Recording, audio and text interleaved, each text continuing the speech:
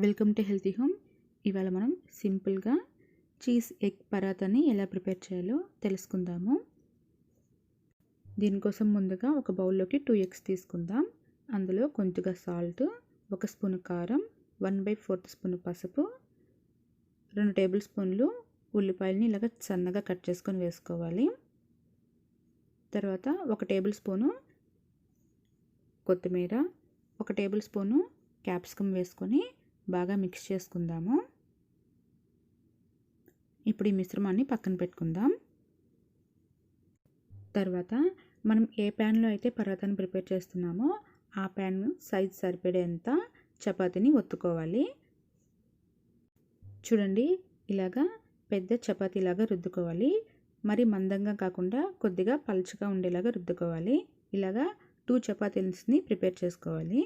తర్వాత స్టవ్ వెలిగించుకొని ప్యాన్ పెట్టుకుందాం. కొద్దిగా ఆయిల్ని అప్లై చేసుకుందాము. ఇప్పుడు మనం ప్రిపేర్ చేసినటువంటి చపాతీని పెట్టుకుందాం. పైన కొద్దిగా ఆయిల్ని అప్లై చేసుకుందాము. దీన్ని మరీ ఎక్కువసేపు చపాతీలాగా కాల్చకూడదు. 2 వైపులా మనకి కలర్ కొద్దిగా చేంజ్ అయితే సరిపోతుంది. చూడండి, ఇలాగ కాగితే సరిపోతుంది. ఇప్పుడు దీని ఒక ప్లేట్లోకి తీసుకుందాము. తర్వాత ఇదే ప్యాన్లో కొద్దిగా ఆయిల్ని వేసుకొని మరొక చపాతీని పెట్టుకుందాం.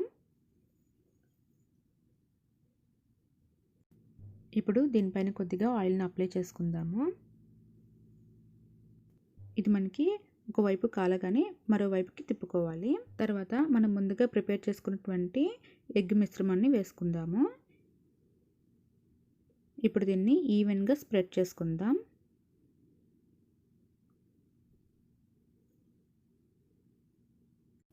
ఇప్పుడు దీనిపైన 2 టేబుల్ స్పూన్లు చీజ్ని వేసుకుందాము.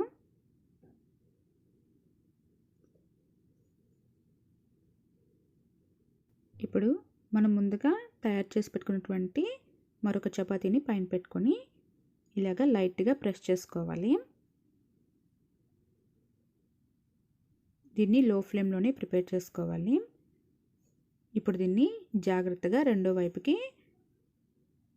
తిప్పుకుందాము. ఇప్పుడు పైన చుట్టూ కొద్దిగా ఆయిల్ని వేసుకుందాం.